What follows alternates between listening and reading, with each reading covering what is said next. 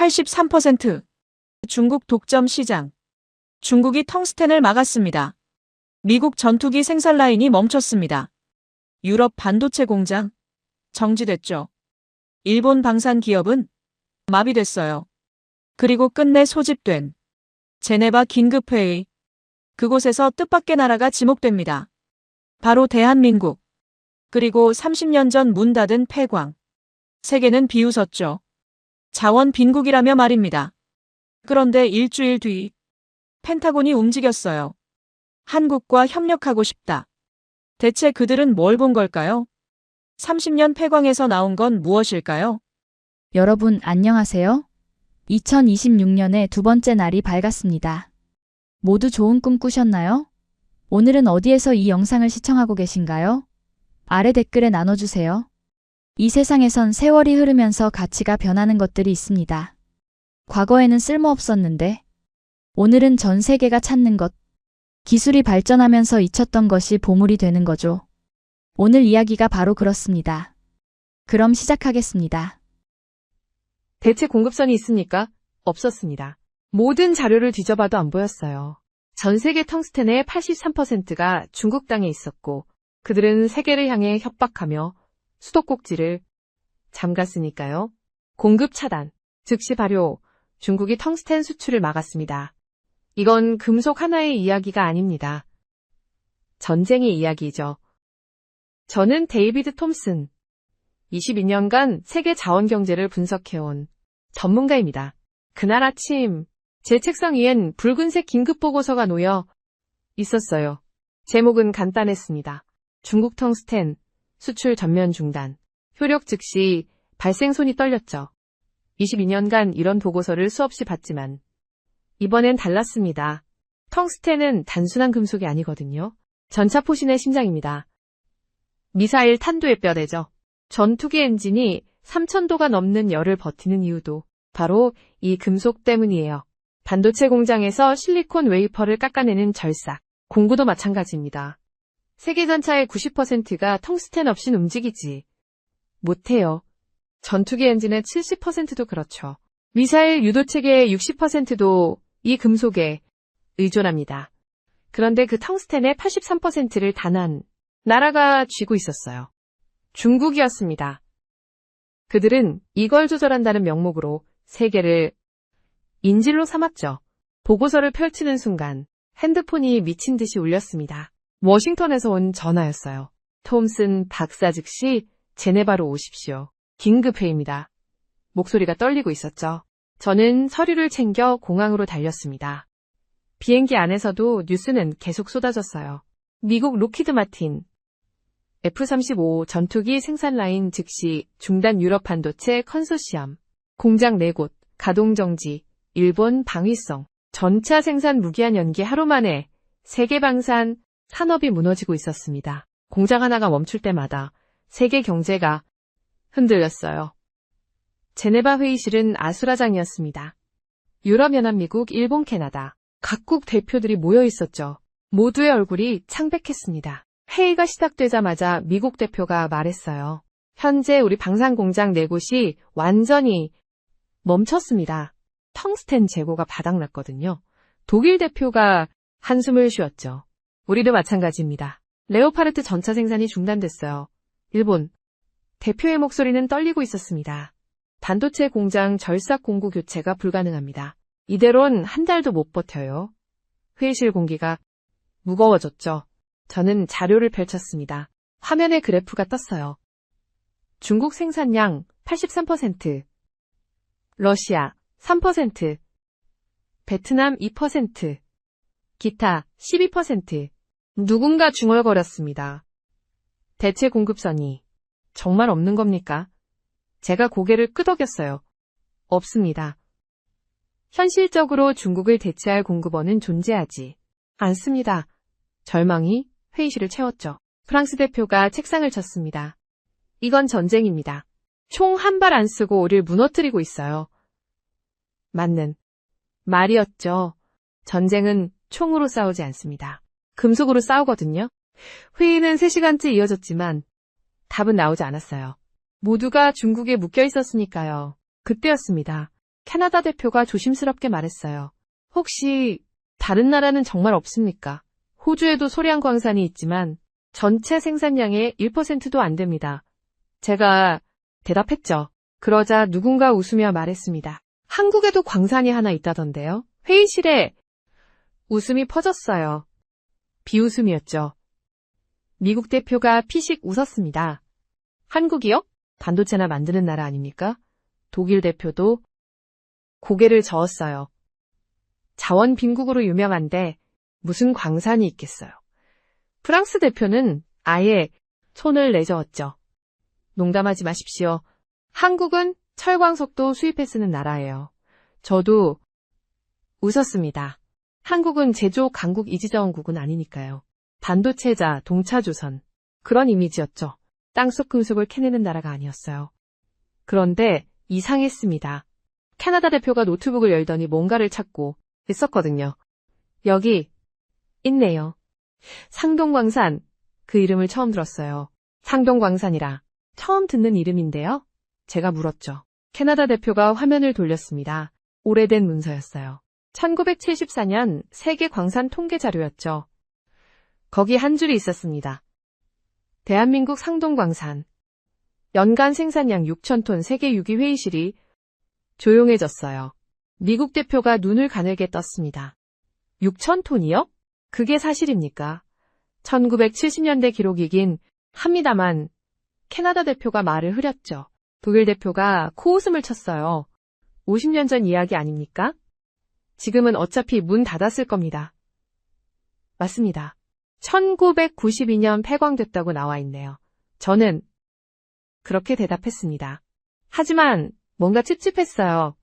세계 6위 광산이 한국에 있었다는 게 믿기지 않았거든요. 회의는 결국 결론 없이 끝났습니다. 다음 주까지 각국이 가능한 대체안을 가져옵시다. 의장이 선언했지만 모두가 알고 있었죠. 대체안 같은 건 없다는 걸요. 회의실을 나섰는데 누군가 제 어깨를 툭 쳤습니다. 스위스 출신 광물학자였어요. 톰슨 상동광산 한번 알아봐야 하지 않겠어요? 폐광된 지 30년 넘었는데요? 제가 반문했죠. 그는 조용히 말했습니다. 그래도 한때 세계 6위였습니다. 그 정도 규모면 매장량이 상당할 텐데요. 맞는 말이긴 했어요. 하지만 현실적으로 30년 넘게 방치된 광산을 되살린다? 말도 안 되는 소리였죠. 저는 호텔로 돌아와 노트북을 켰습니다. 상동광산을 검색했어요. 자료가 거의 없었습니다. 한국어로 된 낡은 기사 몇 개, 1992년 폐광 공시 문서, 그리고 한 장의 흑백 사진, 작업 등 불빛 아래에 광부들이 줄지어 서 있는 사진이었어요. 그들의 눈빛이 묘했습니다. 단순히 돈을 벌려는 노동자의 눈이 아니었죠. 뭔가 더 큰 걸 위해 싸우는 사람들의 눈빛이었어요. 저는 사진을 확대했습니다. 배경에 글씨가 보였죠. 대한중석 상동광업소, 조국 근대화의 천병 조국 근대화의 천병이라 이상했습니다. 자원 빈국이라 불리던 한국이 세계 6위 광산을 가지고 있었다니요. 그것도 조국 근대화를 위해 금속을 캤다는 게 믿기지 않았어요. 저는 그 사진을 한참 들여다봤습니다. 그들의 주름진 얼굴, 먼지 묻은 작업복, 그리고 그 눈빛, 뭔가가 제 안에서 움직이기 시작했죠. 단순한 호기심이 아니었습니다. 더 깊은 뭔가였어요. 저는 한국으로 가지 않았습니다. 대신 제네바 세계 자원기록 보관소로 향했어요. 3층 건물 지하에 있는 오래된 문서고였죠. 먼지 냄새가 코를 찔렀습니다. 담당자가 안내했어요. 1970년대 광산 자료는 이쪽입니다. 서가 하나를 가리켰죠. 낡은 파일들이 빼곡히 꽂혀 있었어요. 저는 한국 섹션을 찾았습니다. 예상보다 두꺼운 파일이 나왔죠. 대한민국 광물 생산 보고서 1974표지가 누렇게 변색돼 있었어요. 첫 페이지를 펼치는 순간 손이 멈췄습니다. 상동광산. 연간 텅스텐 생산량 6,000톤. 6,000톤이요. 그 숫자를 다시 읽었어요. 틀림없었습니다. 다음 페이지엔 더 놀라운 내용이 있었죠. 대한중석 주식회사. 한국 최대 텅스텐 생산기업 세계시장 점유율. 7% 수출액 연간 $1,000만 이상 손이 떨렸습니다. 이건 자원 빈국의 기록이 아니었어요. 저는 더 많은 파일을 꺼냈습니다. 1981년 세계 광산 랭킹. 거기 한국이 있었죠. 텅스텐 생산 세계 6위 대한민국. 1985년 국제광물협회 자료. 한국 텅스텐 전체 수출의 7% 차지. 1990년 무역 통계. 대한중석 한국 외화 획득 3대 기업 파일을 펼칠 때마다 새로운 사실이 쏟아졌어요. 이 모든 게 진짜였다니요. 저는 의자에 앉아 계산기를 두드렸습니다. 연간 6,000톤. 당시 중국 전체 생산량이 약 4만 톤이었죠. 그럼 한국이 중국의 15% 수준을 생산했다는 겁니까? 믿기지 않았어요. 그때 담당자가 다가왔습니다. 뭘 찾으시는 겁니까? 한국 상동광산 관련 자료요. 제가 대답했죠. 그는 고개를 끄덕이며 말했어요. 대한중석이요. 그 시절엔 꽤 유명했죠. 유명했다고요? 저는 되물었습니다. 네. 70년대엔 세계 텅스텐 시장의 주요 공급처 중 하나였어요. 근데 90년대 초에 문 닫았죠. 왜 문을 닫았습니까? 중국이 저가 공세를 펼쳤거든요. 국제 가격이 반토막 났어요. 한국 광산들을 견딜 수가 없었죠. 그의 말이 가슴에 박혔습니다. 경쟁이 아니라 가격 전쟁에서 진 거였어요. 저는 더 깊이 파고들었습니다. 1992년 폐광 공시 문서를 찾았죠. 상동광산 영구 폐쇄, 경제성 상실로 인한 불가피한 결정. 그 문장이 차갑게 느껴졌어요. 경제성 상실. 기술이 부족해서도, 매장량이 없어서도 아니었습니다. 단지 돈이 안 됐기 때문이었죠. 저는 국제신문 아카이브를 뒤지기 시작했어요. 1980년 파이낸셜 타임스 기사가 나왔습니다. 제목이 눈에 들어왔죠. 한국, 세계 5위 텅스텐 수출국으로 부상 5위요. 회의실에서 들었던 6위보다 높았어요. 기사를 읽었습니다. 대한민국이 텅스텐 수출로 연간 2천만 달러 이상의 외화를 벌어들이고 있다. 상동 광산을 중심으로 한 대한중석은 한국 경제재건의 상징이 되었다. 경제재건의 상징이라. 저는 그 문장을 소리내어 읽었어요. 뭔가 가슴이 뭉클해졌습니다. 담당자가 또 다가왔죠. 혹시 영상 자료도 필요하십니까? 영상이요? 네. 70년대 광산 다큐멘터리가 몇 개 있어요. 저는 벌떡 일어났습니다. 보여주실 수 있습니까? 그는 저를 시청각 자료실로 안내했어요. 오래된 필름릴이 보관돼 있었죠. 이게 1975년에 촬영된 겁니다. 담당자가 필름을 영사기에 걸었어요. 화면이 켜졌습니다. 흑백 영상이었죠. 희미한 조명 아래 광부들이 보였어요. 헬멧에 랜턴을 단 채 곡괭이를 들고 있었습니다. 카메라가 천천히 그들의 얼굴을 비췄어요. 주름진 이마, 땀에 젖은 얼굴, 그리고 그 눈빛. 저는 화면에서 눈을 뗄 수가 없었습니다. 그들은 웃고 있었어요. 지하 700m 깊이에서 40도가 넘는 열기 속에서요. 나레이션이 흘러나왔죠. 대한중석 상동광산. 조국 근대화를 위해 밤낮 없이 돌을 캡니다. 한 광부가 카메라를 향해 말했습니다. 힘들죠?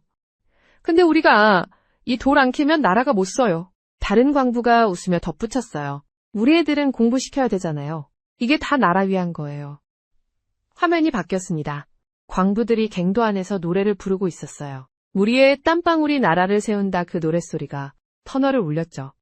저는 할 말을 잃었습니다. 이건 단순한 노동이 아니었어요. 신념이었습니다. 영상이 계속됐어요. 채광한 텅스텐 원석을 트럭에 싣는 장면. 항구로 향하는 화물선. 그리고 마지막 자막. 이 금속으로 우리는 고속도로를 짓고 제철소를 세웁니다. 영상이 끝났습니다. 저는 한참을 멍하니 앉아 있었어요. 그들은 돌을 판 게 아니었습니다. 나라를 캐고 있었던 거예요. 담당자가 조용히 말했죠. 감동적이지 않습니까? 그 시절 한국인들의 의지를요. 저는 고개를 끄덕였습니다. 말이 안 나왔거든요? 저는 다시 문석으로 돌아왔어요. 더 많은 걸 알아야 했습니다. 대한중석 연간 보고서를 펼쳤죠. 1968년 기록. 텅스텐 수출로 외화 1100만 달러 획득. 한국. 전체 수출의 7%. 1972년 기록. 고속도로 건설 자금 일부 충당. 포항제철소. 설립 기금 지원 숫자들이 이야기를 하고 있었어요. 상동의 금속이 도로가 됐고 공장이 됐던 거죠. 저는 오래된 사진첩도 발견했습니다. 광부들의 가족 사진이었어요. 아이들 손을 잡고 웃고 있는 아버지. 그들에게 광산은 일터 그 이상이었어요. 자식의 미래였구나라의 희망이었던 거죠.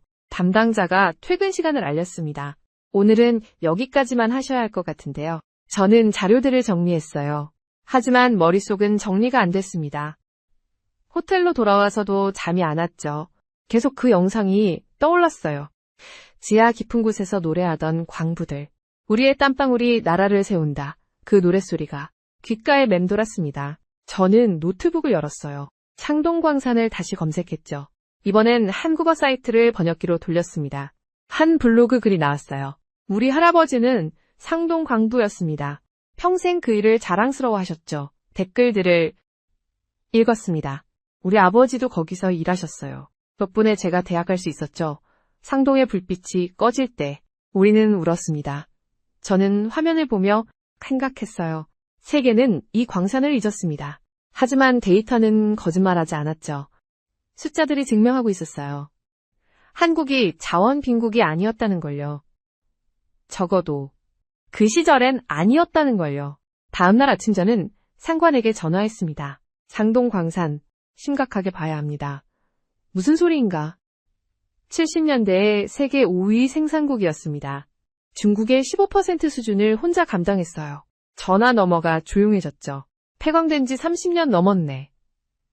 하지만 매장량은 여전히 있을 겁니다. 경제성 때문에 문 닫은 거지. 광석이 없어서가 아니었어요. 자네 지금 진심인가? 저는 확신에 차서 대답했습니다. 이건 단순한 광산이 아닙니다. 국가의 뿌리였어요. 그 순간 저는 깨달았습니다. 상동은 과거가 아니라는 걸요. 잠들어 있는 미래였다는 걸요. 일주일 후 제네바에서 다시 긴급회의가 소집됐습니다. 이번엔 분위기가 달랐어요. 각국 장관급 인사들이 직접 참석했죠. 회의실 입구부터 긴장감이 감돌았습니다. 저는 자료를 챙겨 들어갔어요. 상동광산에 대한 모든 기록을 정리해뒀죠. 하지만 발표할 기회가 올까 싶었습니다. 회의가 시작됐어요. 의장이 먼저 입을 열었습니다. 중국의 텅스텐 수출 차단이 2주째 지속되고 있습니다. 상황이 심각합니다. 스크린에 붉은 그래프가 떴죠. 미국 방산 생산량 마이너스 47%, 유럽 반도체 가동률 마이너스 32%, 일본 정밀기계 마이너스 55%, 숫자들이 참담했어요. 미국 대표가 말했습니다. 우리 전차 생산이 완전히 멈췄습니다. 재고가 2주 안에 바닥납니다. 독일 대표가 이어서 발언했죠. 반도체 공구 재고도 한계입니다. 한 달 안에 라인 전체가 정지될 겁니다. 캐나다 대표는 손을 떨며 서류를 넘겼어요. 호주 광산에 문의했지만 생산량이 턱없이 부족합니다. 회의실이 무거운 침묵에 잠겼죠. 모두가 알고 있었어요. 대체 공급선 같은 건 없다는 걸요. 프랑스 대표가 책상을 두드렸습니다. 그럼 우리가 중국에 무릎 꿇으란 겁니까? 아무도 대답하지 않았어요. 그때였습니다. 회의실 문이 조용히 열렸죠. 한국 대표단이 들어왔습니다. 3명이었어요. 정부 관계자 1명 그리고 기업 관계자 2. 저는 그들을 처음 봤습니다. 차분한 표정이었죠. 의장이 고개를 끄덕이며 말했어요. 한국 측에서 발표하시겠습니다. 한국 대표가 앞으로 나왔습니다. 가방에서 서류 뭉치를 꺼냈죠. 그리고 조용히 말했어요. 저희가 대안을 가져왔습니다. 회의실 공기가 바뀌었습니다. 모두의 시선이 그에게 쏠렸죠. 그는 프로젝터를 켰어요. 화면에 한 장의 사진이 떴습니다. 산속 광산 입구였죠. 상동광산입니다. 그 이름을 듣는 순간 저는 자세를 고쳤어요. 한국 대표가 계속 말했습니다. 이 광산은 1992년 폐광됐습니다. 하지만 매장량은 여전히 5천만 톤 이상 남아 있습니다. 5천만 톤이요. 회의실이 술렁였어요. 미국 대표가 끼어들었죠. 30년 넘게 방치된 광산 아닙니까? 맞습니다. 하지만 저희는 이를 되살릴 계획입니다. 한국 대표가 다음 슬라이드를 넘겼어요. 화면에 설계도가 나타났죠. 인공지능 기반 자동 채광 시스템입니다. 그림이 복잡했어요. 센서 로봇, 시추기 실시간 데이터 분석. 독일 대표가 눈을 가늘게 떴습니다. 이게 가능한 겁니까? 저희 반도체 공정 기술을 응용했습니다. 이미 테스트를 마쳤습니다. 한국 기업 관계자가 대답했죠. 다음 슬라이드가 넘어갔어요. 친환경 정광 처리 시스템이라는 제목이 떴습니다. 탄소 배출을 60% 줄이는 기술입니다. 기존 재련 방식을 완전히 바꿨습니다. 일본 대표가 몸을 앞으로 기울였어요. 생산 개시는 언제쯤 가능합니까? 2026년 상반기를 목표로 하고 있습니다. 투자 규모는요? 1억 2천만 달러입니다. 이미 협약을 마쳤습니다. 한국 대표가 서류를 들어 올렸죠. 캐나다 기업 알몬티 인더스트리와 공동 프로젝트입니다. 저는 그 서류를 보며 숨이 멎었어요. 진짜였습니다. 이건 계획이 아니라 이미 시작된 프로젝트였던 거예요. 프랑스 대표가 물었습니다. 예상 생산량은 얼마나 됩니까? 연간 7,000톤 이상입니다. 전 세계 공급의 약 8%를 담당할 수 있습니다. 회의실이 조용해졌어요. 8%요. 작은 숫자처럼 보이지만 그게 아니었죠. 비중국권에서 나올 수 있는 최대 규모였으니까요. 미국 대표가 천천히 말했습니다. 그럼 한국이 중국을 대체할 수 있다는 겁니까? 완전한 대체는 아닙니다. 하지만 의존도를 크게 낮출 수 있습니다. 한국 대표의 목소리는 차분했어요. 하지만 그 말 한마디가 회의실을 뒤흔들었죠. 의장이 입을 열었습니다. 기술적으로 검증이 됐습니까? 한국자원공사와 삼성전자가 공동 참여하고 있습니다. 삼성전자라는 이름이 나오자 분위기가 또 바뀌었어요. 그들은 장난치는 게 아니었습니다. 진심이었죠. 캐나다 대표가 손을 들었어요. 우리도 참여할 수 있습니까? 협력국을 모집하고 있습니다. 환영합니다. 한국 대표가 미소 지었죠. 저는 그 순간을 지켜보며 전율이 흘렀습니다. 세계가 절망에 빠져 있을 때요. 한국은 이미 답을 준비하고 있었던 거예요. 회의가 끝난 뒤복도가 술렁였습니다. 각국 대표들이 한국 측을 둘러쌌죠. 자세한 자료를 받아볼 수 있습니까? 투자 조건은 어떻게 됩니까? 언제 현장을 방문할 수 있습니까? 질문이 쏟아졌어요. 저는 그 광경을 멀리서 지켜봤습니다. 일주일 전만 해도 비웃음을 샀던 나라였죠. 한국이 광산이라니 농담하지 마시오. 그 말이 떠올랐어요. 하지만 지금은 달랐습니다. 모두가 한국의 이야기를 듣고 싶어 했죠. 판관이 제 옆으로 왔어요. 톰슨, 자네 상동광산 조사했다고 했나? 네. 일주일 동안 자료를 파봤습니다. 어떤가? 진짜 가능성이 있는 건가? 저는 한국 대표단을 보며 대답했습니다. 가능성이 아닙니다. 이미 현실입니다. 상관이 고개를 끄덕였죠. 그럼 직접 가봐야겠군. 네? 한국으로 가게. 현장을 직접 확인하라고 제 심장이 뛰었어요. 언제 출발합니까? 내일 당장. 상관이 제 어깨를 툭 쳤습니다. 이건 단순한 출장이 아닐세. 세계의 미래가 달린 문제야. 저는 고개를 끄덕였어요. 그날 밤 저는 짐을 쌌습니다. 노트북에 상동광산 자료를 모두 담았죠. 오래된 사진도 저장했어요. 작업등 아래 서 있던 광부들의 사진이요. 그들의 눈빛이 자꾸 떠올랐습니다. 우리의 땀방울이 나라를 세운다. 그 노랫소리도 귓가에 맴돌았죠. 저는 창밖을 바라봤어요. 제네바의 밤하늘이 보였습니다.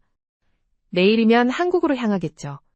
그 작은 나라가 세계를 바꿀 수 있을까요? 일주일 전만 해도 의심했어요. 하지만 지금은 달랐습니다. 회의실에서 본 한국 대표들의 눈빛, 그 자료들의 무게, 그리고 데이터가 증명하는 가능성. 저는 믿기 시작했습니다. 한국이 정말 해낼 수도 있다는 걸요. 가방에 여권을 챙기며 중얼거렸어요. 상동광산. 직접 보자. 평생 숫자로만 세상을 봐왔습니다. 하지만 이번엔 달랐죠. 눈으로 확인하고 싶었어요. 한국이 세계에 보여줄 기적을요. 인천공항에 도착했을 때 비가 내리고 있었습니다. 저는 처음 밟는 한국 땅이었어요. 공항을 나서자 서울의 풍경이 펼쳐졌죠. 높은 빌딩 빠르게 달리는 자동차들. 이게 70년 전엔 폐허였던 나라라는 게 믿기지 않았어요. 한국자원공사 담당자가 마중 나왔습니다. 톰슨 박사님, 환영합니다. 그는 악수를 건넸죠. 오늘은 먼저 한 분을 만나보시는 게 어떨까? 봅니다. 누구를 말씀하시는 겁니까? 상동광산에서 일하셨던 분입니다. 지금은 83세이시죠. 제 심장이 뛰었어요. 실제 광부를 만난다니요. 어디 계십니까? 독일에서 방문 중이십니다. 제독한인의 초청으로 강연하러 오셨어요. 영어도 얼마나 유창하신지 모릅니다. 대단한 분이세요. 우리는 서울 한 호텔 로비로 향했습니다. 구석 소파에 노신사 한 분이 앉아 계셨어요. 흰 머리 주름진 얼굴. 하지만 눈빛만은 선명했습니다. 담당자가 소개했죠. 이창수 선생님입니다. 1970년대 상동광산에서 일하셨어요. 노신사가 천천히 일어나 손을 내밀었습니다. 반갑습니다. 저는 그 손을 잡았어요. 거칠었습니다. 50년이 지났는데도 손바닥엔 굳은 살이 남아있었죠. 우리는 자리에 앉았습니다. 저는 조심스럽게 물었어요. 상동에서 얼마나 일하셨습니까? 12년요. 1968년부터 80년까지요. 힘들지 않으셨습니까? 노신사가 잠시 창밖을 보더니 말했어요. 힘들었죠? 지하 700m 깊이에서 하루 12시간씩 일했으니까요. 700m. 저는 숨이 막혔습니다. 그 깊이에서 12시간이요? 네. 여름엔 40도가 넘었어요. 물 흐르듯 땀이 났죠. 그는 담담히 말했습니다. 마치 당연한 일이었다는 듯이요. 그런데 왜 그렇게까지 하셨습니까? 제가 물었죠. 노신사가 저를 똑바로 봤어요. 우린 돌을 판 게 아니라 나라를 캤어요. 그 한마디가 제 가슴을 쳤습니다. 나라를 캤다고요? 네. 그때 우리가 캔 텅스텐이 외화가 됐거든요. 그 돈으로 고속도로 짓고 제철소 세웠어요. 저는 메모를 꺼냈습니다. 하지만 손이 떨려서 글씨가 제대로 안 써졌어요. 노신사가 계속 말했습니다. 1968년이었나. 그해 우리 광산에서만 외화 1100만 달러를 벌었어요. 1100만 달러요. 당시 한국 경제 규모를 생각하면 엄청난 금액이었죠. 그 돈이 어디에 쓰였습니까? 포항제철소 짓는데 일부 들어갔다고 들었어요. 경부고속도로 건설 자금도요. 저는 할 말을 잃었습니다. 지금 한국의 고속도로를 상동의 금속이 만들었다니요. 선생님, 그때 기억나는 순간이 있으십니까? 노신사가 눈을 감았어요. 한참을 그렇게 있더니 입을 열었죠. 1975년 5월. 큰애가 중학교에 입학했어요. 축하할 일이었겠네요. 근데 전 입학식을 못 갔어요. 작업복 입은 채로 교문 앞에만 섰죠. 그의 목소리가 잠겼습니다. 왜 못 들어가셨습니까? 더러워서요. 먼지 묻은 옷으로 애 망신시킬 순 없잖아요. 저는 아무 말도 할 수 없었어요. 근데 애가 나를 봤어요. 교문 밖에 선 아버지를요.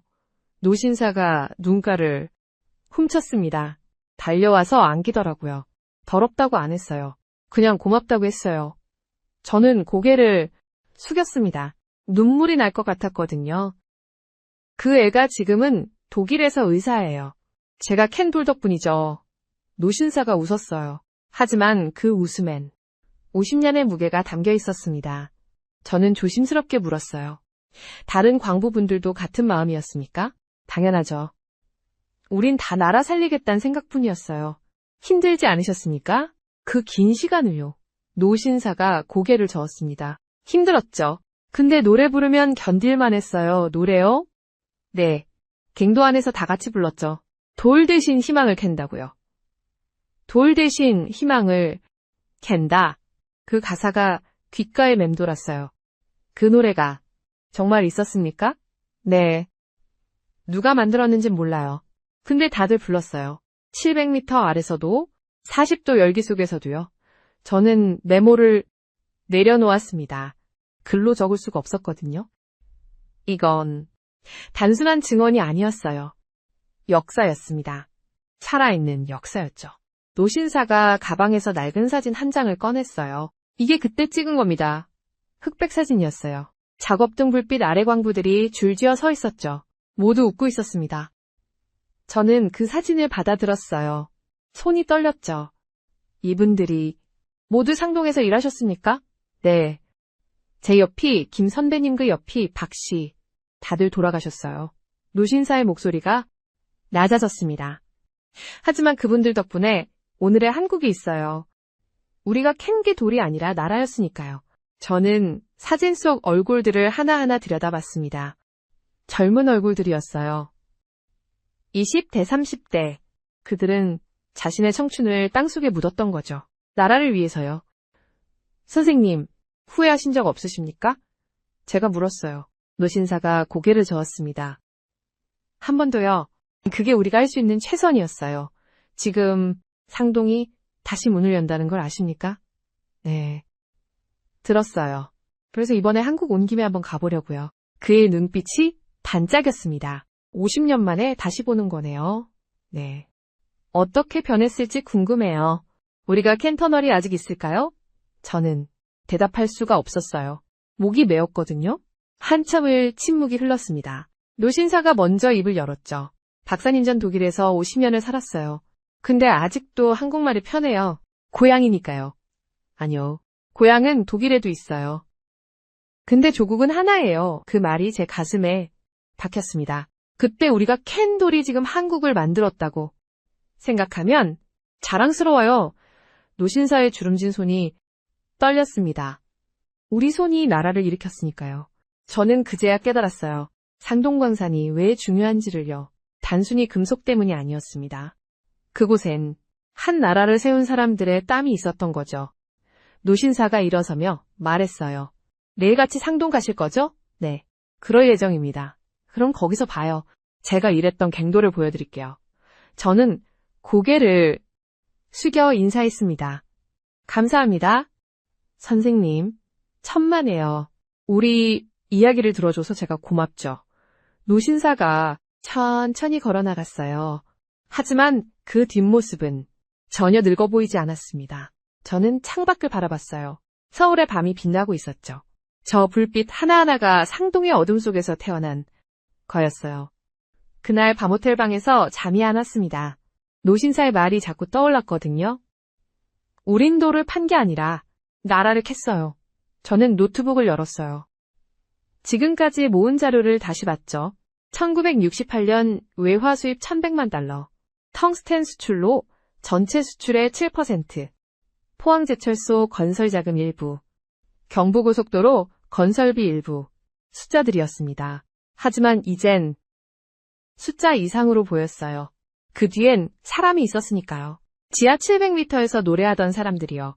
저는 처음으로 느꼈습니다. 데이터만으론 세상을 이해할 수 없다는 걸요. 사람의 이야기를 들어야 한다는 걸요. 다음 날 아침, 저는 한국자원공사 본사로 향했습니다. 회의실에 들어서자 여러 자료가 준비돼 있었죠. 담당자가 설명을 시작했습니다. 박사님, 먼저 텅스텐이 왜 중요한지 보여드리겠습니다. 화면에 금속 하나가 떴어요. 은빛으로 빛나는 작은 덩어리였죠. 이게 텅스텐입니다. 3422도, 철의 2배가 넘는 수치였습니다. 밀도는 19.3g입니다. 납보다 1.7배 무겁죠. 담당자가 다음 슬라이드를 넘겼어요. 전차 포신 사진이 나타났습니다. 이 금속이 없으면 전차는 단 한 발도 쏠 수 없어요. 왜 그렇습니까? 제가 물었죠. 다음은 미사일 탄두 사진이었어요. 관통력이 필요한 무기는 모두 텅스텐을 씁니다. 밀도가 높아서 작은 크기로도 강한 충격을 만들거든요. 저는 메모를 적기 시작했습니다. 하지만 손이 자꾸 멈췄어요. 숫자가 주는 무게감이 너무 컸거든요. 나토가 분석한 자료가 있습니다. 담당자가 61%요. 저는 숨을 삼켰습니다. 그럼 전쟁 수행 능력 자체가 무너진다는 겁니까? 그렇습니다. 총보다 강한 게 금속이에요. 그 말이 제 머릿속을 때렸죠. 총보다 강한 금속이라. 담당자가 계속 설명했습니다. 반도체 공장도 마찬가지예요. 저는 고개를 끄덕였습니다. 이제 왜 세계가 패닉에 빠졌는지 이해가 됐어요. 그런데 중국이 이 모든 걸 83% 장악하고 있다는 겁니까? 네. 그들은 의도적으로 생산을 늘렸어요.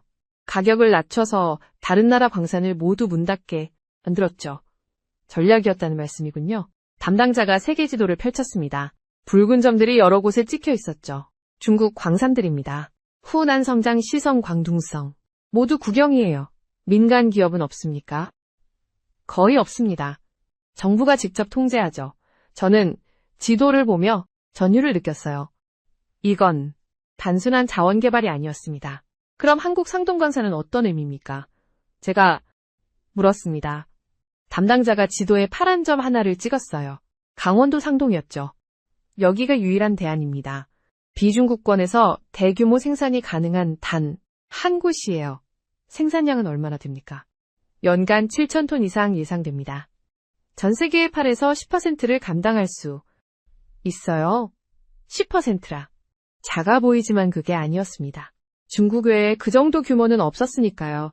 담당자가 다른 자료를 꺼냈어요. 알몬티 인더스트리가 발표한 보고서입니다. 저는 그걸 받아 읽었죠.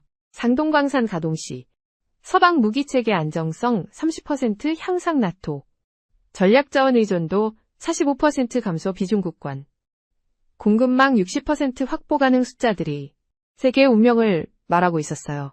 박사님이 해야 하시겠습니까? 상동은 단순한 광산이 아니에요. 담당자가 조용히 말했습니다.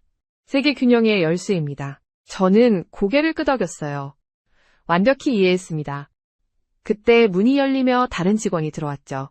박사님 국방부에서 연락 왔습니다. 미국 측이 긴급 화상회의를 요청했대요. 저는 시계를 봤습니다. 오전 10시였죠. 지금 바로입니까? 네. 펜타곤 관계자들이 대기 중이래요. 우리는 서둘러 화상회의실로 이동했습니다. 화면에 미국 국방부 관계자들이 나타났어요. 긴장한 표정들이었죠. 톰슨 박사, 상동광산 조사 결과가 어떻습니까? 한장성이 물었습니다. 실현 가능성이 높습니다. 기술도 확보됐고 투자도 진행 중입니다. 생산 개시 시점은요? 2026년 상반기로 예상됩니다. 화면 너머에서 한숨 소리가 들렸어요. 그때까지 버틸 수 있을까요? 지금 우리 재고가 석 달분밖에 안 남았습니다.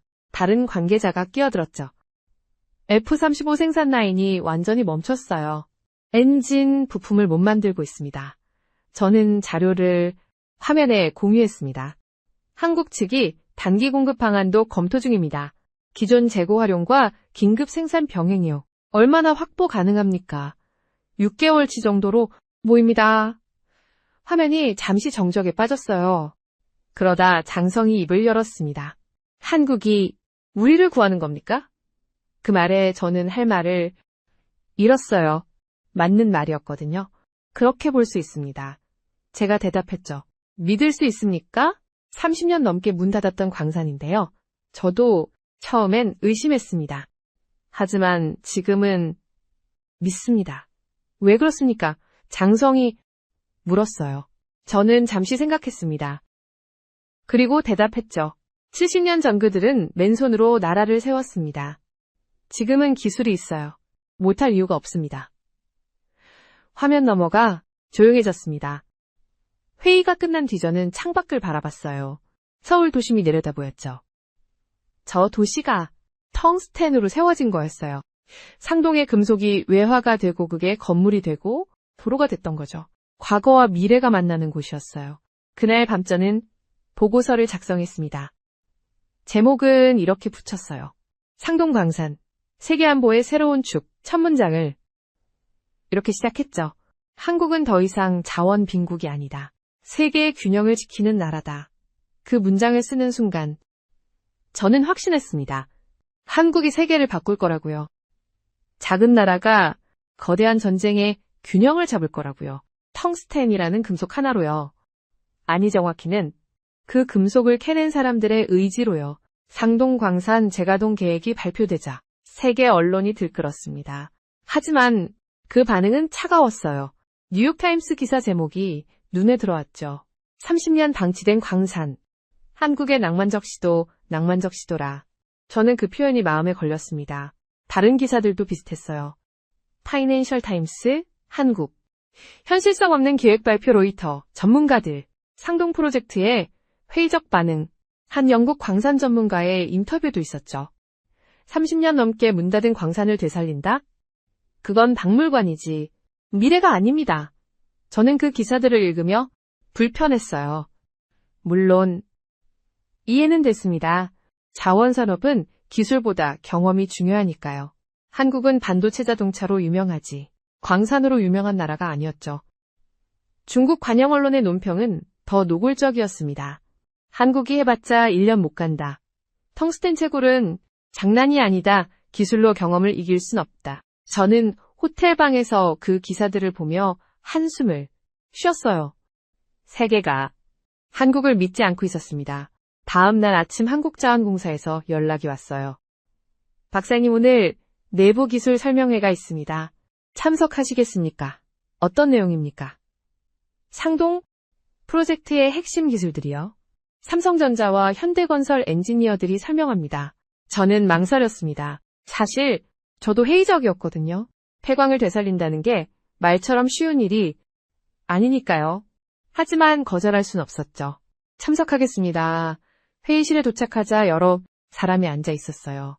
삼성전자 로고가 새겨진 명찰을 단 엔지니어들, 현대건설 기술자들, 두산에너빌리티 관계자들, 한국의 주요 기업들이 모두 모여 있었습니다. 발표가 시작됐어요. 삼성전자 수석연구원이 먼저 나왔죠. 저희가 개발한 인공지능 채광 시스템을 소개하겠습니다. 화면에 3차원 그래픽이 떴습니다. 광산 내부가 정밀하게 그려져 있었어요. 3D 지질 스캔으로 안반 구조를 분석합니다. 오차 범위 5.1mm 수준이에요. 5.1mm요. 저는 눈을 크게 떴습니다. 그게 가능합니까? 반도체 공정에서 쓰는 기술입니다. 나노 단위 정밀도를 광산에 적용한 거죠. 다음 화면이 넘어갔어요. 로봇 시추기가 움직이는 영상이었습니다. 인공지능이 최적 경로를 계산합니다. 인간보다 30% 효율이 높아요. 30%라. 저는 메모를 적기 시작했습니다. 현대건설 팀장이 이어서 발표했죠. 저희는 갱도 안정화 기술을 담당합니다. 화면에 터널 구조물이 나타났어요. 30년 넘게 방치된 갱도를 보강합니다. 특수 콘크리트와 강화 프레임을 사용하죠. 안전성은 보장됩니까? 제가 물었어요. 지진 강도 6.5까지 견딥니다. 한국 건축 기준보다 높아요. 저는 놀랐습니다. 이 사람들이 장난치는 게 아니었어요. 두산에너빌리티 관계자가 발표를 이어갔습니다. 친환경 정광 처리 시스템입니다. 화면에 복잡한 화학 공정도가 떴죠. 기존 방식보다 탄소 배출을 62% 줄입니다. 62%요. 어떻게 가능합니까? 저온 전기분해 방식을 응용했습니다. 연료 대신 전기를 쓰죠. 저는 점점 압도당하고 있었어요. 이건 단순한 광산 재가동이 아니었습니다. 기술 혁명이었죠. 한국식 혁명이었어요. 한국자원공사 연구원이 마지막으로 나왔습니다. 전체 시스템을 통합한 모습입니다. 화면에 거대한 설계도가 나타났어요. 인공지능 센서가 800개 이상 표시되어 있었죠. 실시간으로 광산 전체를 모니터링합니다. 온도, 습도, 가스 농도, 모든 걸 관제합니다. 사고 위험은요? 인간 광부보다 90% 낮습니다. 대부분 자동화니까요. 저는 할 말을 잃었습니다. 이 사람들이 보여주는 건 미래였어요. 광산의 미래였죠. 발표가 끝나고 질의 응답 시간이 왔습니다. 저는 손을 들었어요.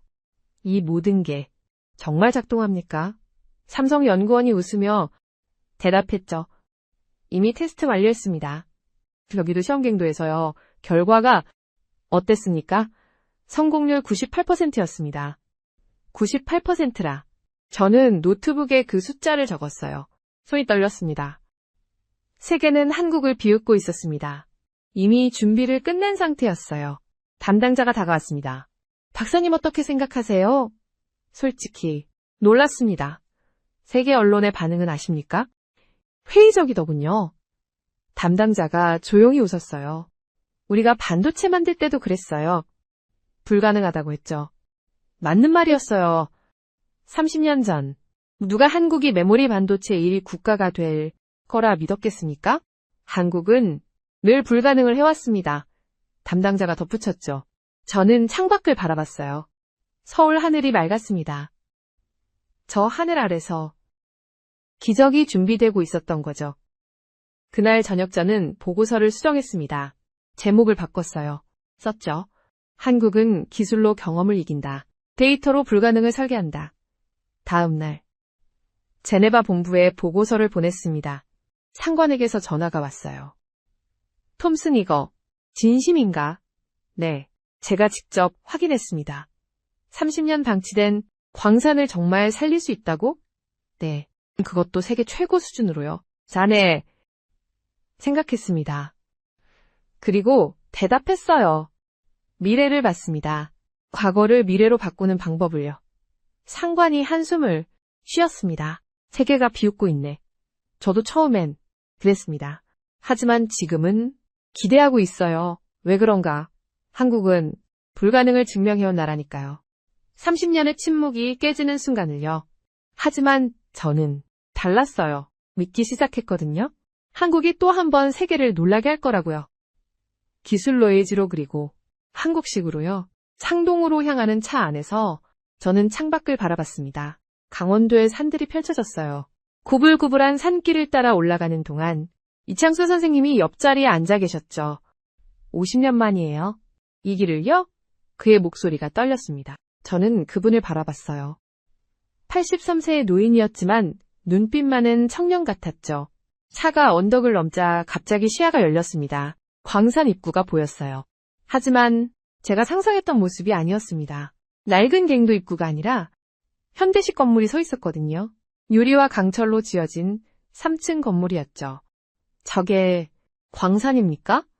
제가 물었어요. 담당자가 웃으며 대답했습니다. 관제센터입니다. 실제 갱도는 산 안쪽에 있어요. 차에서 내리자 하얀 방진복을 입은 사람들이 보였습니다. 광부가 아니었어요. 엔지니어들이었죠. 노트북을 들고 태블릿을 보며 움직이고 있었습니다. 여기가 정말 광산 맞습니까? 저는 다시 물었죠. 하지만 저희 방식은 다릅니다. 한 기술자가 다가와 설명했어요. 우리는 관제센터 안으로 들어갔습니다. 거대한 모니터들이 벽을 가득 채우고 있었죠. 실시간으로 갱도 내부가 보였어요. 3차원 그래픽으로 구현된 광산 구조였습니다. 저 센서들이 뭡니까? 제가 화면을 가리키며 물었어요. 800개 넘는 IoT 센서입니다. 온도, 습도, 가스, 농도, 한반, 압력, 모든 걸 실시간으로 측정하죠. 800개요. 저는 숨이 막혔습니다. 인공지능이 이 데이터를 분석합니다. 사고 위험을 사전에 예측해요. 다른 기술자가 덧붙였죠. 화면 한쪽에 숫자들이 빠르게 변하고 있었어요. 섭씨 18.5도, 습도 62%, 가스 농도 0.03 ppm. 모든 게 정밀하게 관리되고 있었습니다. 실제 갱도를 보고 싶은데요. 제가 말했어요. 물론입니다. 안전장비 착용하시죠. 우리는 헬멧과 방진복을 입었습니다. 이창수 선생님도 함께였죠. 50년 만에 다시 입어보네요. 그가 헬멧을 쓰며 웃었어요. 엘리베이터를 타고 지하로 내려갔습니다. 깊이 표시판이 계속 내려갔죠. 마이너스 100m, 200m, 300m, 마이너스 500m에서 멈췄습니다. 문이 열렸어요. 갱도가 나타났죠. 하지만 제가 상상했던 어둡고 좁은 터널이 아니었습니다. 밝은 LED 조명이 천장을 가득 채우고 있었어요. 폭이 5m는 넘어 보였죠. 바닥은 평평하게 콘크리트로 포장돼 있었습니다. 이게 광산입니까? 저는 믿을 수가 없었어요. 저희가 전면 재설계했습니다. 담당자가 설명했죠. 앞쪽에서 기계음이 들렸습니다. 로봇 시추기가 벽면을 뚫고 있었어요. 자동으로 움직이고 있었죠. 사람이 조종합니까? 아니요. 인공지능이 최적 경로를 계산해서 자동으로 작업합니다. 저는 그 광경을 넌놓고 바라봤어요. 이건 광산이 아니라 공장이었습니다. 첨단 공장이었죠. 이창수 선생님이 벽을 만지고 계셨어요. 여기가 내가 일하던 삼갱도 자리예요. 그의 목소리가 떨렸습니다. 그때는 이렇게 넓지 않았어요. 사람 둘이 겨우 지나갈 정도였죠. 저는 그분을 바라봤어요. 눈가가 붉어지고 계셨습니다. 지금은 완전히 달라졌네요. 그가 중얼거렸죠. 우리는 더 깊숙이 들어갔습니다. 채광 현장이 나타났어요. 거대한 기계가 암벽을 깎아내고 있었습니다. 정밀한 움직임이었죠. 저 기계는 뭡니까? 자동 절삭기입니다. 반도체 공정에서 쓰는 기술을 응용했어요. 삼성 출신 기술자가 설명했습니다. 오차 범위가 밀리미터 단위예요. 광석만 정확히 채취하죠. 밀리미터 단위라. 저는 메모를 적었습니다. 손이 떨렸죠. 박사님, 여기 보세요. 다른 기술자가 태블릿을 보여줬어요. 화면엔 안반 구조가 3차원으로 표시돼 있었습니다. 인공지능이 지질 구조를 분석합니다. 텅스텐 함유율이 높은 부분을 찾아내죠. 빨간색으로 표시된 구역들이 보였어요. 저희가 다음 채굴 지점입니까? 맞습니다. 저는 압도당하고 있었습니다. 이건 단순한 광산이 아니었어요. 데이터 사이언스였죠. 우리는 정광처리 구역으로 이동했습니다. 거대한 탱크들이 줄지어 서 있었어요. 친환경 전기분해 시스템입니다. 두산 에너빌리티 엔지니어가 설명했죠. 기존 방식보다 탄소 배출이 62% 적어요. 탱크 안에서 거품이 부글부글 끓고 있었습니다. 저게 텅스텐입니까? 네. 고순도 전광 상태로 추출됩니다. 98%요. 저는 그 숫자를 노트에 적었어요. 이창수 선생님이 조용히 말씀하셨습니다. 우리 때는 곡괭이로 직접 했어요. 손으로 광석을 골라냈죠. 힘드셨겠습니다. 제가 말했어요. 힘들었죠. 근데 지금 이걸 보니 감개무량하네요. 그의 눈가가 젖어 있었습니다. 우리가 시작한 일을 이렇게 멋지게 이어가고 있으니까요, 저는. 가슴이 뭉클했습니다. 과거와 현재가 만나는 순간이었어요. 관제센터로 돌아왔을 때 해외 대표단이 도착해 있었습니다. 독일, 캐나다, 미국에서 온 사람들이었죠. 모두 같은 투어를 했습니다. 그들의 표정이 변하는 게 보였어요. 처음엔 회의적이었죠. 하지만 현장을 보고 나서는 달랐습니다. 독일 대표가 말했어요. 이건 광산이 아니라 공학예술입니다. 캐나다 대표도 고개를 끄덕였죠. 우리가 찾던 대체 공급망이 여기 있었네요. 미국 대표는 기술자들과 긴 대화를 나눴습니다. 이 시스템을 우리 광산에도 적용할 수 있습니까? 협력 가능합니다. 기술 이전도 검토 중이에요. 회의실로 자리를 옮겼을 때 독일 대표가 손을 들었어요. 우리도 투자하고 싶습니다. 가능합니까? 환영합니다. 협력국 모집 중입니다. 캐나다 대표도 말했죠. 장기 공급 계약을 맺고 싶은데요. 회의가 끝나고 저는 이창수 선생님과 함께 밖으로 나왔습니다. 석양이 상동의 산을 물들이고 있었어요. 선생님 어떠십니까? 제가 물었죠. 자랑스러워요. 그 후세기가 움직이기 시작했습니다. 제네바 제 사무실엔 각국 외교 채널에서 연락이 쏟아졌어요. 유럽연합 에너지 안보국, 미국 국방부 전략자원과 담당자가 놀란 목소리로 대답했죠. 14개국이요? 일주일 만에요? 네. 모두 현장을 직접 보고 싶어 합니다. 안내하겠습니다. 2주 후 브뤼셀에서 국제자원안보회의가 열렸습니다. 저는 한국 대표단과 함께 참석했어요. 회의실에 들어서자 분위기가 달랐습니다. 모두가 한국 측을 주목하고 있었죠. 스크린에 계약서들이 떴어요. 저는 그걸 보며 감회가 새로웠습니다. 한 달 전만 해도 상상도 못했던 장면이었거든요. 미국 대표가 발언했습니다. 상동 프로젝트는 서방 안보의 핵심입니다. 우리는 전폭 지지합니다. 독일 대표도 이어서 말했죠. 한국이 보여준 건 기술력만이 아닙니다. 의지였습니다. 프랑스 대표가 박수를 쳤어요. 그러자 회의실 전체가 박수로 가득 찼습니다. 저는 그 순간을 잊을 수가 없었어요. 한국이 세계의 중심에 서 있었으니까요. 회의가 끝난 뒤 저는 한국 대표와 대화를 나눴습니다. 지금 기분이 어떠십니까? 제가 물었어요. 솔직히 아직 실감이 안 나요. 그가 웃으며 대답했죠. 일주일 전만 해도 세계가 우릴 비웃었잖아요. 하지만 이제는 달라졌습니다. 네. 우리가 증명했으니까요. 그의 눈빛이 단단했습니다. 불가능은 없다는 걸요. 저는 고개를 끄덕였어요. 그 말이 한국의 모든 것을 설명하고 있었습니다. 사무실로 돌아온 저는 마지막 보고서를 작성하기 시작했습니다. 제목을 고민했어요. 여러 단어가 떠올랐죠. 기적 반전 부활, 하지만 결국 이렇게 정했습니다. 한국이 답이었다. 첫 문장을 썼어요. 60년 전. 한국은 맨손으로 돌을 캤다. 지하 700m에서 40도 열기 속에서 그들은 나라를 캤다. 50년이 지나 그 광산은 문을 닫았다. 세계는 한국을 잊었다. 하지만 한국은 잊지 않았다. 손가락이 키보드 위에서 멈췄습니다. 다음 문장이 쉽게 나오지 않았어요. 창밖을 바라봤죠.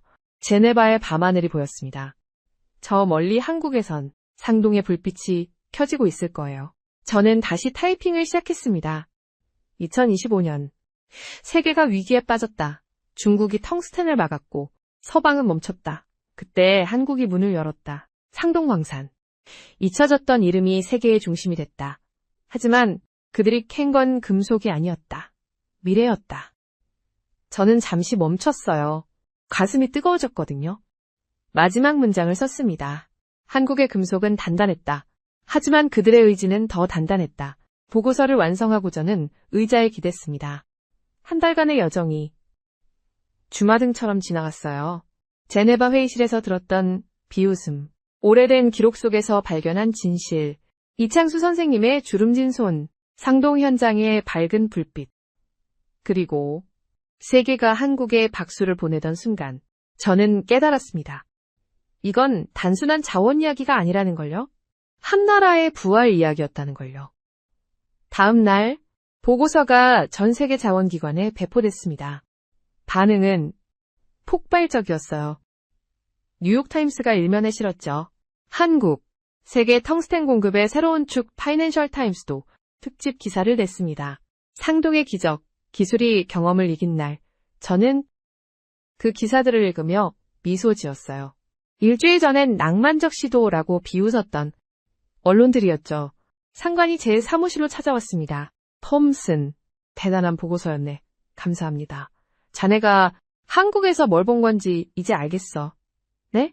희망을 바꾼. 세계의 희망을요. 저는 고개를 끄덕였습니다. 맞는 말이었어요.